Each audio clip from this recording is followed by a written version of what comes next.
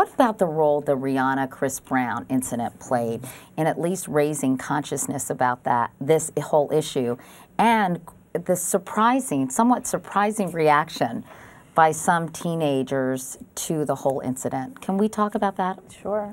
Yeah. I think the incident itself was presented, and unfortunately presented, a very teachable moment and an opportunity for schools and parents and all of us involved in this issue to raise our hands in a much bigger way and start to talk about these issues.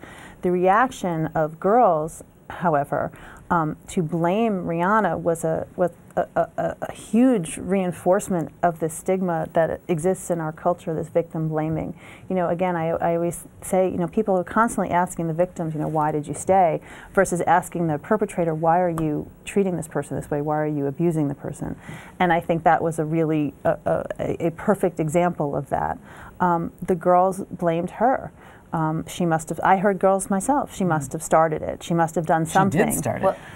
I mean, that's right, what they right, were saying. I mean, it's like, it had to have been Wasn't her. that the report? I mean, again, that he got some text message or call from an old girlfriend. She got angry and was initially physical herself. And so I think that's why some people had a hard time. I don't think anyone justified the violence that he was responsible for, but it did seem to get a little murky in there, didn't it? I think I mean, part of the problem with these issues generally is that it's always murky. You know, I mean, the only people that really know what goes on is the two people that are involved. And I think, you know, unlike drunk driving or any kind of disease, you know, where you can ask somebody to go get this test, you know, it's people and it's murky and it takes a long time to disentangle from these relationships, and it's very hard. It's what makes this issue so hard. But, you know, one thing that I said to this group of girls that I was talking to is, like, let's say she did start it and she hit him first. He has a choice right then and there.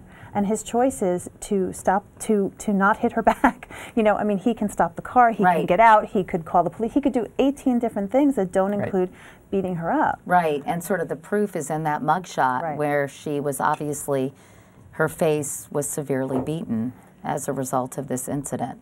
But do you think that I mean, obviously it was a terrible thing for her and, quite frankly, for him, I think, although it remains to be seen if it's going to have an impact one way or the other on his career. But do you think it did bring more attention to this issue, certainly?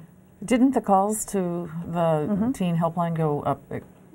Way up after this. I mean, I think yes. It brought more attention, but I think that the murkiness of it, you know, it's a little bit, it brought a lot more attention, a lot more awareness, and certainly, you know, probably to parents, which is really helpful because it will then allow them to realize that this is an issue when they talk to their kids about drugs and sex and drinking. Oh, you know what, this is something else I probably should talk to my kid about.